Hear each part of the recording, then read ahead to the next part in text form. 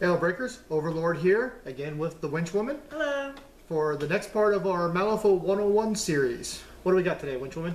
Today we're going to cover some line of sight things, including melee and shooting and just general targeting and a whole bunch of different scenarios involving whether or not you can see the target. Fantastic. We'll be covering a couple of unique scenarios that are all described in the book, but sometimes can be confusing when read.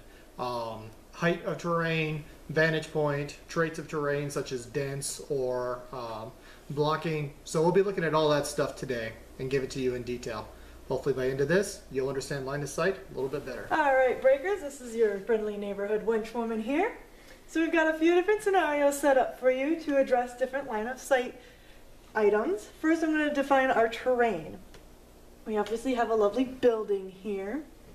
This would be about a height 6 building based off of the idea of having 3 inches for each floor. It's going to be blocking, impassable, hard cover.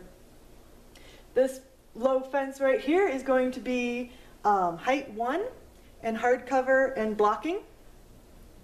This forest is going to be dense, severe, and soft cover.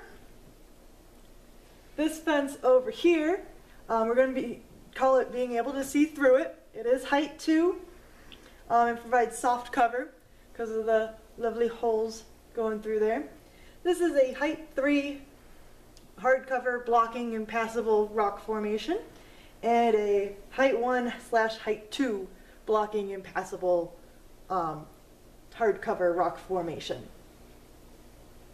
So we're going to start out with our December's Acolyte out here right in the middle.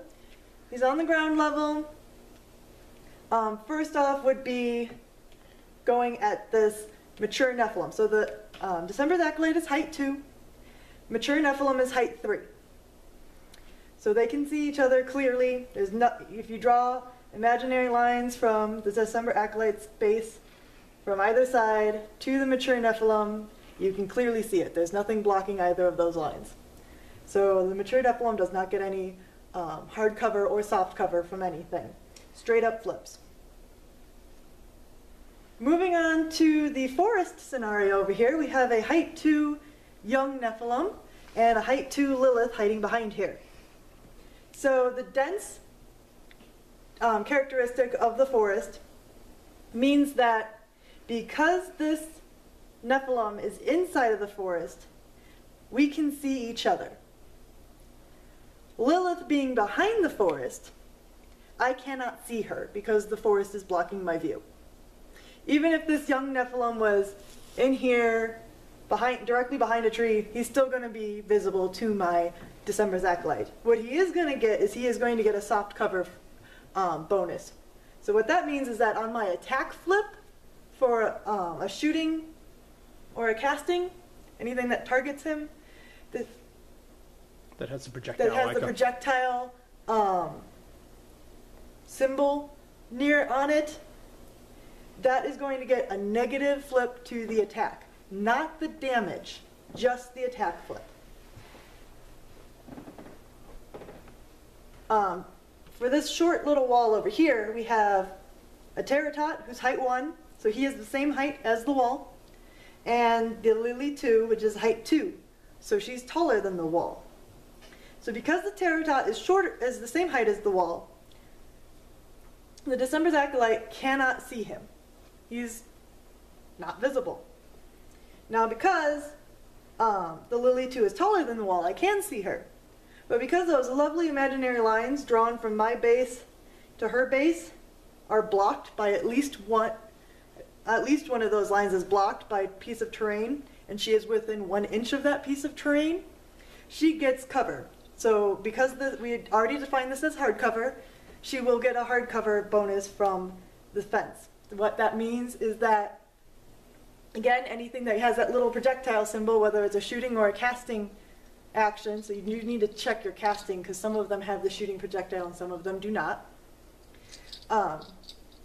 She will get my December's Acolyte will have a negative on the attack flip and on the damage flip, in addition to whatever modifier there is based off of the difference between on the flip duel. Now also we have an ice game in over here. Obviously he is on the same side as the December's Acolyte, but if I needed to target him for something, I don't know, maybe I couldn't see the Lily 2 and I could see him and wanted to randomize over there, which we will cover in a little bit. He is the same height as the Pterotot. He is height 1. So if he was over here, I would not be able to see him because of the height 1 wall. But because I can draw one of my imaginary lines from base to base, he would just get the hardcover bonus from it. So I would be able to draw line of sight, but he would get the hardcover.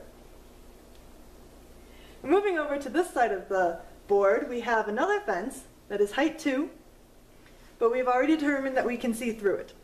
Me and my opponent decided upon that. The Lilu hiding behind here is also height 2.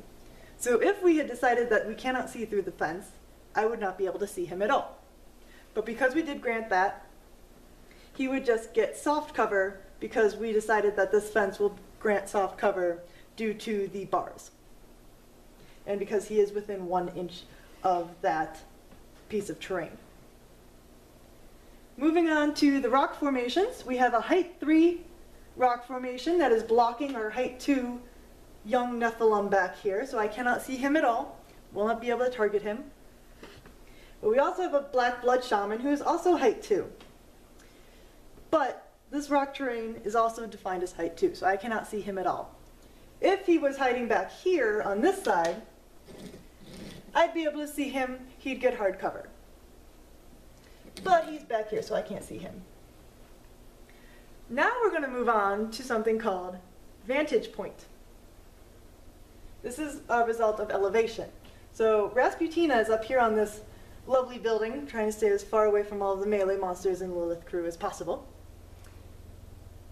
Now, the thing to keep in mind when you're on a vantage point is your height in inches. Because as long as, and Rasputina's height 2, as long as she is within 2 inches of the edge of the wall, she can see over it and they can see her. So if she was all the way back here, something on this side over here would not be able to see her. And she would not be able to see it either. Now, the differences that this makes for her targeting all of these models on this board, it will not make a difference for her targeting the mature Nephilim over here. The only difference is that you draw your line of sight and you measure diagonally instead of horizontally. So she can draw her imaginary lines clearly to the mature Nephilim, so she can target him as normal. She can also target the young Nephilim in the forest as normal. He's still going to get his soft cover for being in the forest. She still cannot see Lilith because the forest is taller than Lilith. The forest is defined as a height 4. Lilith is height 2. So the forest is taller than her. Moving over to this wall, because the wall is equal to or less than both of the items hiding behind it, she can see them clearly. It will not block her line of sight because, again, we are drawing those lines diagonally as opposed to horizontally. They still get the cover bonus. She's still going to have to do a negative modifier on her attack and her damage because they are getting the hard cover bonus. Same thing with this guy, because the fence is same height or shorter, she can still see him clearly.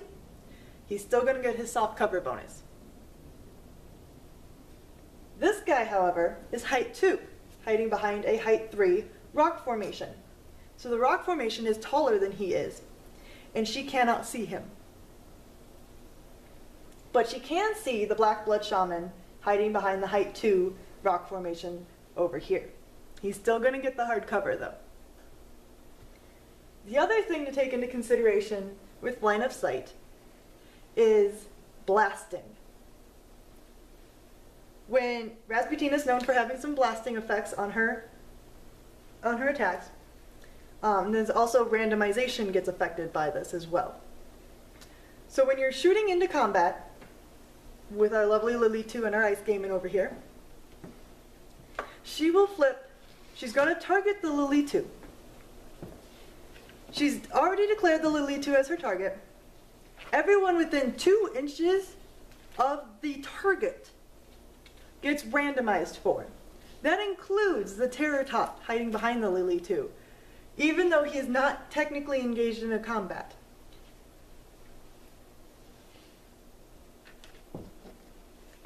So there's 3 models to randomize for. The model that gets the lowest card flip is the target of the attack. So I usually start with the intended target. We're going to go with the Lily 2, then move on to the Terror-Tot, and then go on to the Ice Gaiman. So the Lily 2 got the lowest card as a 9, so my intended target will end up being the target. Something else to consider, if I had been targeting her with my December's Acolyte. Even though the Terror-Tot cannot be seen by the December's Acolyte at all, it would still be randomized for, because he's within 2 inches of my intended target. Now the Lily 2 will still get all of her hardcover modifiers as well. So if Rasputina managed to hit the Lily 2 with her December's Curse, maybe got a moderate on the damage, despite her negative from the hardcover, she gets a blast. That results in a 4 blast. So Lily 2 takes 4 damage. The blast means you place a blast marker in base-to-base contact with her, anywhere around her base. Obviously, I don't want it sitting on my Ice Gaiman. I will sit it instead on the Terror-Tot over there. Anything underneath the blast marker takes a step down of damage. In this case, it'll be 2 damage for weak. Again, even if Rasputina had been down here with the December's Acolyte, and even though she can't see the Terror-Tot, she can still hit the Terror-Tot with the blast template. So something else to take into consideration when you are doing a blast is, let's say this Terror-Tot ended up being the target of Rasputina's attack. And she got moderate damage, does 4 damage to the Terror-Tot, does a blast. Because, and say she wanted to hit, well, to maximize damage, you'd probably normally put it like that. But because this Terror-Tot does not have line of sight to the target Terror-Tot, he will not be affected by the blast. Lily 2 likewise does not have line of sight to the Terror-Tot because he's being blocked by a height 1 wall. He himself is height 1. She does not take damage from the blast because she cannot see the original target. The Ice Gaiman, however, if for whatever reason you happen to put it like that and would reach the Ice Gaiman, would take damage from the blast. Something else to take into consideration with line of sight is your auras and pulses. Auras are an effect area, circular in form, that include the model that does the aura. Pulses are similarly circular in form, effect area, does not include the model performing the pulse action. But pulses and auras do not go through walls. If you do not have line of sight to the model that is performing the aura or pulse, you do not gain whatever benefit or curse that goes along with the aura or the pulse. You are not affected by it at all. Another thing to keep in mind is the word target. If your casting or whatever action specifies a target friendly model, a target enemy model, target whatever, it has to be within line of sight. That word means you need line of sight. So thank you for watching our line of sight tutorial for Malifaux 101. We hope you learned a lot. I certainly did. It's always easier for me when I'm seeing it spread out like this. If you guys have any questions, comments, please leave them below. Please like, link, and subscribe. Have a good day.